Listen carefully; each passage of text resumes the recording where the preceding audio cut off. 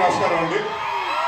ముందుగా ఇక్కడికి వచ్చిన తెలుగు సినిమా అభిమానులందరికీ నా తరఫున మా ఈవెంట్ తరఫున చాలా చాలా థ్యాంక్ యూ. ఈ ఈవెంట్ ఇంత లైవ్గా చేస్తున్నందుకు, ఇంత కలర్ఫుల్గా, ఇంత గోళతోటి, అండ్ అలాగే మా మీడియా మిత్రులు అండ్ మా జర్నలిస్టులు అందరూ వాళ్ళందరికీ వచ్చినందుకు చాలా చాలా థ్యాంక్ యూ. బచ్చల మనకి దీని గురించి చెప్పాలంటే డిసెంబర్ 27, 2021 లవ్ యూ అమ్మా. సో ఆ రోజు నాకు వచ్చి చెప్పడం జరిగింది. దాని తర్వాత అప్పటి నుంచి ఇప్పటి వరకు దాదాపు 3 సంవత్సరాలు పట్టిందంటే 3 సంవత్సరాలు ఈ సినిమా గురించి చెప్పాలంటే ముఖ్యమైన వ్యక్తి సుబ్బు గారి గురించి చెప్పాలి. ఈ 3 years ఆయన దేని గురించి ఆలోచించలేదు, దీని గురించి తప్ప. సో అది నాకు బాగా నచ్చిందండి. చాలా మంది చెప్తారు సినిమా చెప్పినప్పుడు చాలా బాగా చెప్తారు, బట్ తీసినప్పుడు కూడా అలాగే తీయాలి. ఆయన ఎంత బాగా చెప్పారు, అంతకు మించి బాగా తీశారు. అండ్ అది నేను చాలా కాన్ఫిడెంట్గా సినిమా చూశాను కాబట్టి నేను చెప్పగలుగుతున్నాను. అండ్ మేము చాలా డిస్కషన్ చేశాను. అంటే నా సినిమాలో అంటే మనకి తెలుస్తాయి కదా ముందు సినిమాలో ఏం తేడా వస్తున్నాయి, మనం ఎక్కడెక్కడ మార్చుకోవాలని మనం కూడా కూర్చొని అనలైజ్ చేసుకున్నప్పుడు చాలా మంది నాకు చెప్పిన కంప్లైంట్, మీ సినిమాలో సాంగ్స్ సరిగ్గా ఉండలేదంటే, సాంగ్స్ సరిగ్గా ఉండలేదని చెప్పారు. సో మీ ఇద్దరు ఫస్ట్ కూర్చుని అదే ఏమంటే చాలా రోజుల తర్వాత మనం వస్తున్నాం, ఒక సాంగ్స్ బాగుండాలండి, ముందు సాంగ్స్ క్రాక్ చేయాలి. This is been the complaint of been hearing. అంటే ఆయన విశాల్ గారు దాదాపు 6 నెలల ముందు నుంచే, సినిమా స్టార్ట్ అవుతుంది 6 నెలల ముందు నుంచే కూర్చుని అన్ని సాంగ్స్ కంప్లీట్ చేశారు. సో ఆయనకి అలాగే విశాల్ చంద్రశేఖర్ గారికి చాలా చాలా థ్యాంక్ యూ.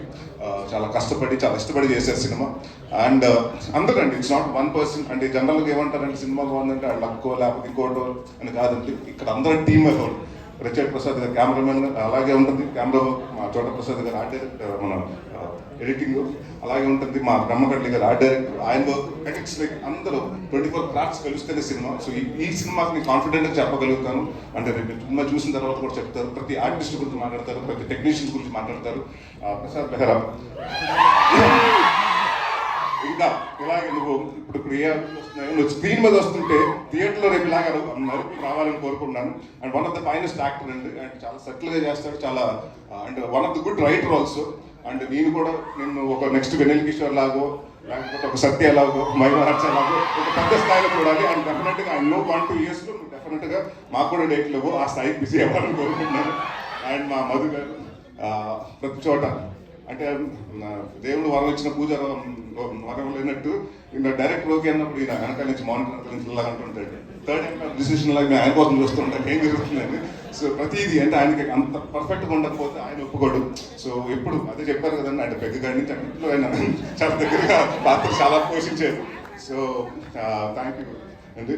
అండ్ ఎవరన్నా మర్చిపోతే మా హరితేజ గారు అండ్ ప్రవీణ్ గారు. అంటే మీరు ఇప్పటివరకు హరితేజ గారిని చాలా బబ్లీగా లేకపోతే ఎలా చూస్తుంటారు, ఇన్నోసెంట్గా. బట్ ఈ సినిమాలో డెఫినెట్గా అంటే హరితేజ గారు ఇంత ఏడుస్తగలుగుతారా, ఆవిడ ఏడుస్తే అంటే ఎంత పర్ఫార్మెన్స్ చేయగలుగుతారు అంటే నేను ఎందుకంటే ఎప్పుడు మనం ఆవిడ సెట్ చేసిన కామెడీ వేలో చూసాం, ఆవిడ చేసిన సినిమాలు కానివ్వండి. సో ఈ సినిమాలో ప్రతి యాక్ట్ చేసిన అమృత గారు కానీ ప్రతి ఒక్కరు ప్రతి ఆర్టిస్ట్కి అందరికీ చాలా మంచి పేరు వస్తుందని. అండ్ డెఫినెట్గా ఇది నా కెరియర్లో కొన్ని సినిమాలు ఉంటాయి, గమ్యం లాగా అలాంటి నాంది లాగా. సో నేను నాంది చేసినప్పుడు ఎంత హ్యాపీగా ఉన్నాను, ఈ సినిమా అవుట్పుట్ చేసినప్పుడు అంత హ్యాపీగా ఉన్నాను. అండ్ ఇంకొక విషయం చాలా మంది క్లారిఫికేషన్ చెప్పాలండి.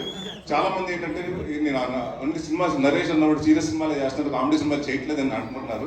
నేను మీ అందరికి మాటిస్తున్నాను, అది అబో తీసేయండి మైండ్లోంచి. నేను కంటెంట్ ఉన్న సినిమా చేస్తాను, కామెడీ సినిమాలే చేస్తాను. ఈ 2 సినిమాలు ఏదో సినిమా చేయను. So thank you so much. December 20వ తారీఖు మీ ముందుకు వస్తుంది. సో ఇదే ఆదరణ ఆ రోజు థియేటర్లో కూడా ఉంటుందని.